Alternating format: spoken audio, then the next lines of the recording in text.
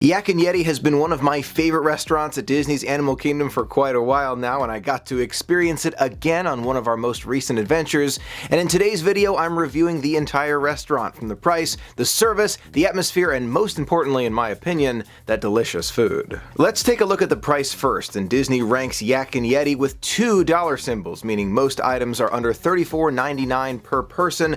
I took a look at the menu, and the Asian seared tuna, which is one of the more expensive items, is $28.99.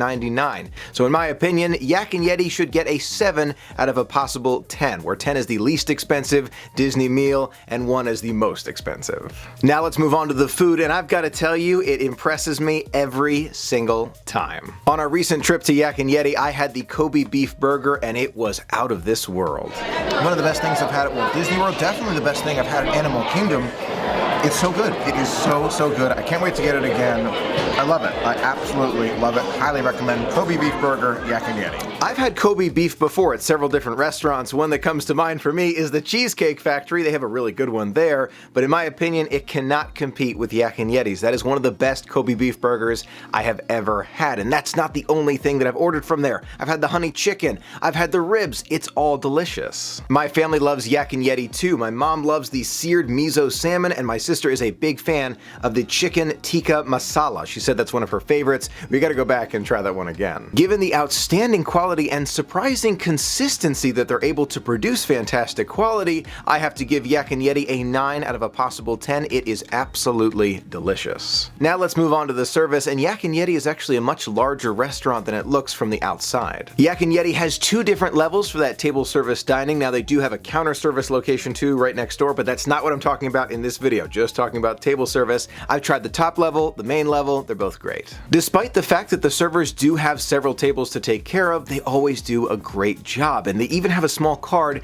that you can fill out to let them know how the service was so they can continuously improve it. One thing that Yak and Yeti does that I have never seen at any other restaurants, they have this comment card, and on it actually says, "Did the manager visit your table?" This is pretty close to what they do on the Disney Cruise Line, and I'm wondering if it's because it's under kind of a different management. It's kind of different from general Disney. It's interesting. I'm glad they do this. There were 2 moments during our meal that I remember where I was thinking to myself, where is my server? I've been waiting here for a few extra minutes. It wasn't too long. Maybe 90 seconds later, he showed up. So I wasn't waiting for too long, but overall the service is great. I give it an 8 out of a possible 10. Great job. Last but not least, we come to the atmosphere, and Yak and Yeti is themed unlike any other restaurant at Walt Disney World. When you walk into Yak and Yeti, you really feel like you've just stepped off a plane into a new country. The sculptures, the artwork, even the chairs, the tables, the walls, it is all themed perfectly. You really feel like you've stepped into another culture and you're eating at one of their restaurants right there, 20-hour flight away from your home. It's a theme that I look forward to every time we go to Yak and Yeti.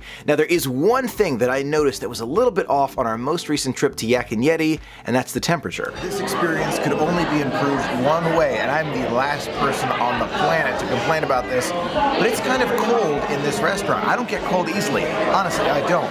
But it's chilly. It's absolutely chilly inside this building. Maybe it's because they're expecting major heat, but it's not that kind of day outside, so a little bit warmer inside would be perfect. Now, if you've been a part of the magic with me for a while, you know that I don't get cold very easily, and I'm not someone to bring it up unless it's a really significant cold, and this was just that. I saw people in sweatshirts getting out any coat or poncho they could put on. There were people who were freezing in that restaurant, so just raise the temperature just a little bit and then the atmosphere would be perfect. I do want to add a side note to that. Yak and Yeti management, I appreciate the fact that it's cooler inside the restaurant. It just needs to be a tiny bit warmer. Don't make it warmer than outside, because when you're out in the heat in Florida, you want to come into a nice cool location, not freezing though. It's very easy to kind of dip too low. So not too high, not too low, just maybe just under where it is outside, like 10 degrees cooler, 5 degrees cooler would be perfect. Overall, I give Yak and Yeti an 8 out of a possible 10 for atmosphere and ambiance. It is a beautiful restaurant. That gives Yak and Yeti an overall score of 8, and it definitely deserves it. It's one of my favorites at Walt Disney World and at Animal Kingdom. I cannot recommend this one highly enough. If you're thinking about going to Yak and Yeti in the future, make sure you get those reservations as early as you can. They do fill up. What do you think about that 8 rating for Yak and Yeti? Should it be higher? Should it be lower? Or is it just perfect? Let me know right there in the poll and in the comments below. I would love to hear from you. Thank you so much for being a part of the magic with me. Until next time, have a magical day.